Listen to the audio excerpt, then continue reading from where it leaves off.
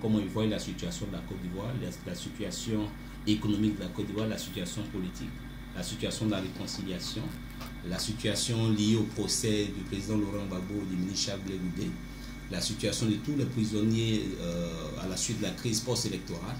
Donc nous avons énormément échangé et nous continuons toujours les échanges et nous allons travailler dans le sens de préparer les élections de 2020.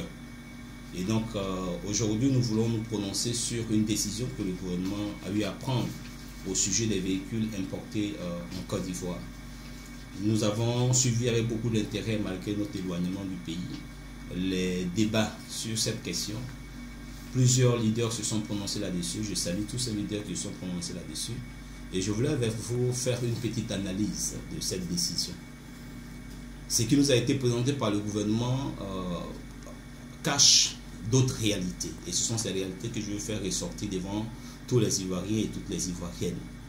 Je voulais dire simplement que cette décision-là montre clairement que le gouvernement de Côte d'Ivoire travaille pour les multinationales, au détriment de l'État de Côte d'Ivoire lui-même, au détriment du peuple de Côte d'Ivoire, au détriment de tous les transporteurs de Côte d'Ivoire. Et je vais vous expliquer.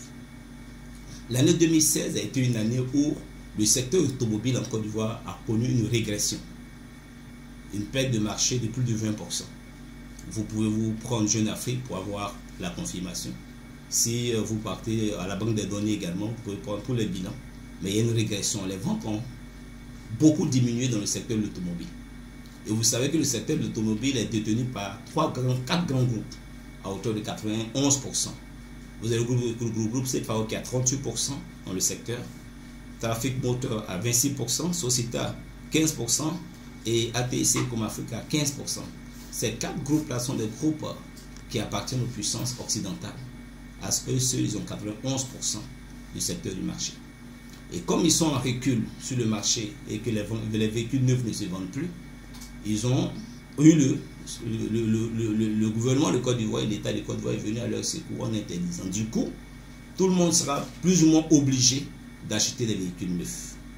Alors, qu'est-ce que l'État de Côte d'Ivoire gagne dans cette affaire? En réalité, l'État de Côte d'Ivoire ne gagne rien. Pourquoi? Parce que l'État de Côte d'Ivoire perd en termes de revenus de dédouanement. Donc c'est une perte. L'État de Côte d'Ivoire perd dans le sens où il y a beaucoup d'emplois qui vont se perdre.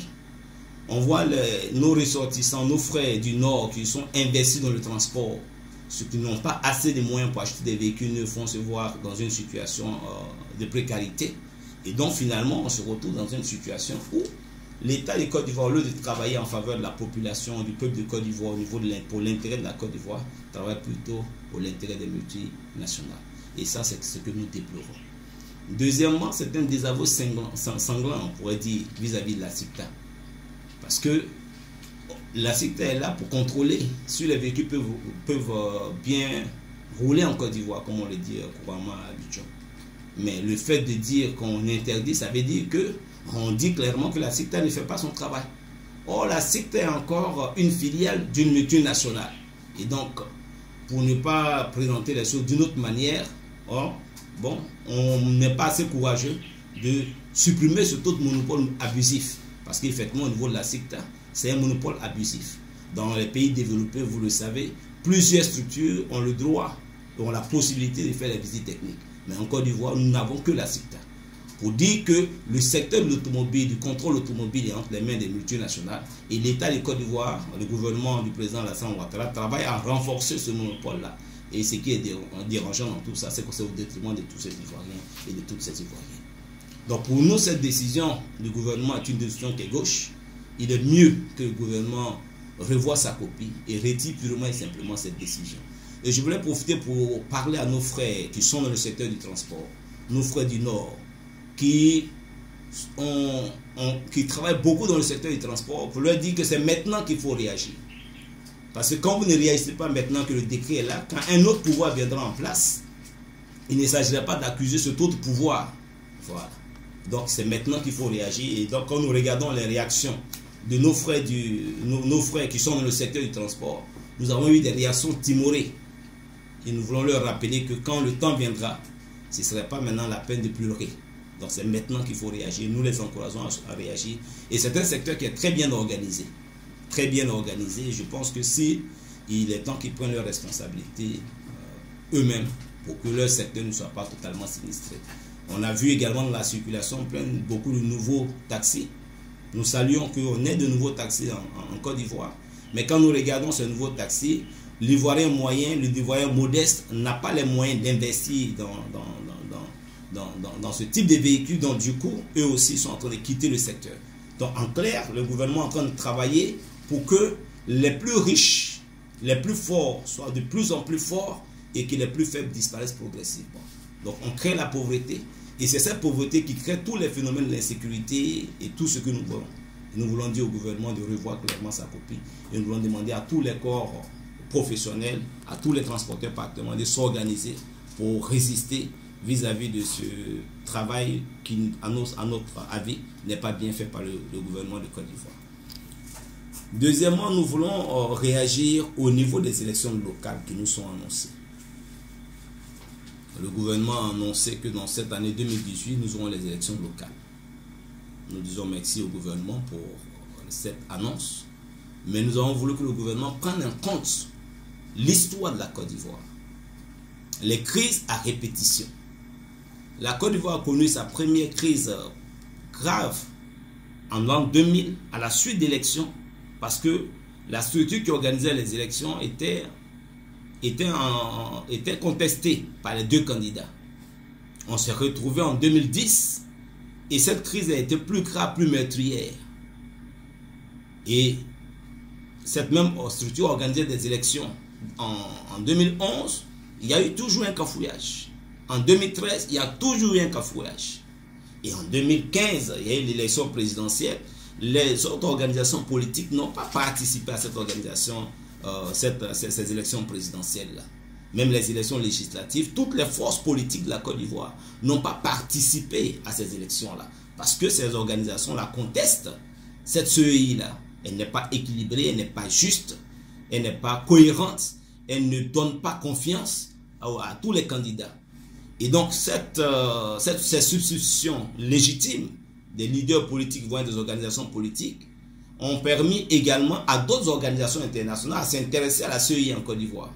Donc, la Commission de l'Union africaine, ayant examiné également cette CEI, a trouvé que cette CEI-là ne permettait pas de garantir une bonne démocratie en Côte d'Ivoire et a donc donné des recommandations à l'État de Côte d'Ivoire de permettre à cette CEI-là d'être dans les normes. Il y a plusieurs autres organisations qui ont levé la voix dans ce sens. Nous sommes grandement surpris que le gouvernement et l'État de Côte d'Ivoire fait la sourde oreille. Et nous voulons dire au gouvernement qu'il est temps de mettre un terme à cette CEI. M. Youssou Bakayoko a brillé ici en Côte d'Ivoire par son travail qui est à la base des crises. Il faut l'avouer clairement. Donc, on ne peut pas reconduire une CEI qui est toujours à la base des crises, à moins que l'objectif du gouvernement, c'est de permettre aux autres acteurs politiques de ne pas participer à ces élections-là. Et donc, quand nous regardons, c'est cette conclusion que nous pouvons tirer. Nous voulons demander au gouvernement, au président Alassane Ouattara, de permettre que cette CEI soit équilibrée et que chaque candidat puisse avoir confiance en cette CEI-là. Parce que tout le monde y est représenté, le mécanisme de fonctionnement rassure et tout le monde est plus ou moins d'accord sur un minimum. La liste électorale, les conditions d'aller aux élections, l'organisation des élections, le dépouillement des élections, la proclamation des résultats, comment est-ce qu'on se plaint, toutes ces choses doivent être totalement revues. Et donc je voulais lancer un appel à toutes les forces politiques de Côte d'Ivoire, que nous puissions nous mettre tous ensemble pour faire cette bataille de la CEI. Parce que nous tous, nous voulons participer à ces élections. Mais nous ne voulons plus participer à ces élections à n'importe quel prix. Participer à des élections où vous savez d'avance que la CEI vous est défavorable, ça, ce ne sont plus des élections. Ce ne sont plus des élections. Et ce genre d'élections ne rassure pas la démocratie, ça ne rassure pas au niveau de la paix sociale, de la cohésion sociale. Et c'est un danger permanent. Et comme je l'ai déjà dit, c'est comme si la Côte d'Ivoire repose sur un volcan dormant. Donc il est important qu'on quitte cette situation-là et qu'on puisse aller vraiment dans le sens de la vraie démocratie en mettant en place une structure qui organise des élections en laquelle tous les acteurs politiques ont réellement confiance.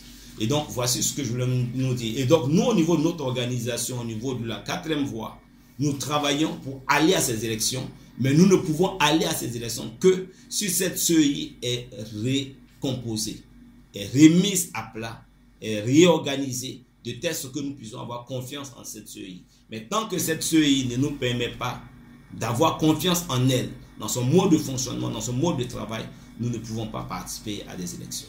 Et notre mot d'ordre sera de travailler, de mettre la pression par tous les moyens pour que cette CEI-là soit remise à plat totalement. Au niveau de la CEI, voici ce que la déclaration que nous voulons faire, et c'est dans ce sens-là que nous allons travailler avec tous les moyens démocratiques pour avoir une CEI équilibrée et qui rassure les uns et les autres. Je voulais simplement nous dire que nous avons des perspectives et nous travaillons pour 2020. Le pouvoir du président Alassane Ouattara prend fin en 2020. Nous saluons le fait qu'il ait déjà dit et qu'il continue de le dire qu'il ne se représentera plus.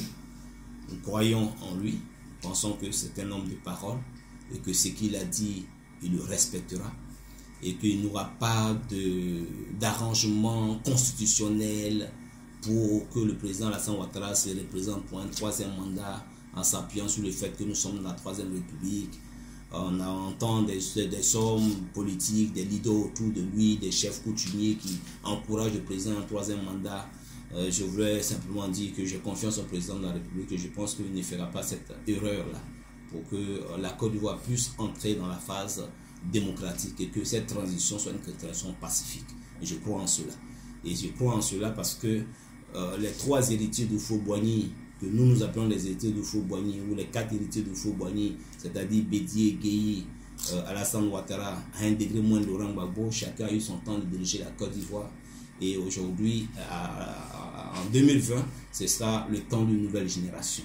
Et nous faisons partie de cette nouvelle génération-là parce que nous avons une vision pour la Côte d'Ivoire, nous avons un projet pour la Côte d'Ivoire et nous travaillons pour que 2020, que cette nouvelle génération donne à la Côte d'Ivoire une autre dynamique, donne à la Côte d'Ivoire un nouveau pays, de nouvelles perspectives. Et donc nous appelons toutes les forces politiques, tous les autres leaders politiques qui veulent voir la voix des sans-voix s'exprimer, que les Ivoiriens qui sont opprimés, les paysans qui n'ont pas le mot à dire en réalité dans la vie de la nation, ceux qui sont abandonnés par le système éducatif, ceux que le système économique de la Côte d'Ivoire a mis à l'écart, que tout cela puisse se joindre à nous pour créer cette grande force-là, pour qu'en 2020, par le jeu des alliances, par le jeu des partenariats politiques, que nous puissions prendre le pouvoir et redonner ce pouvoir au peuple de Côte d'Ivoire pour une vraie prospérité, pour un vrai développement, pour que la Côte d'Ivoire devienne demain une puissance économique mondiale, mais pas une puissance économique sous-régionale, sous la domination des puissances occidentales. Chers amis de la presse, chers camarades, chers Ivoiriennes, chers Ivoiriens, voici le mot que nous avons à donner à la population ivoirienne. Je voulais simplement vous dire merci, parce que nous vous faisons confiance, que vous allez retranscrire clairement ces pensées dans l'opinion nationale et internationale. En tout cas, sur ce, je vous remercie.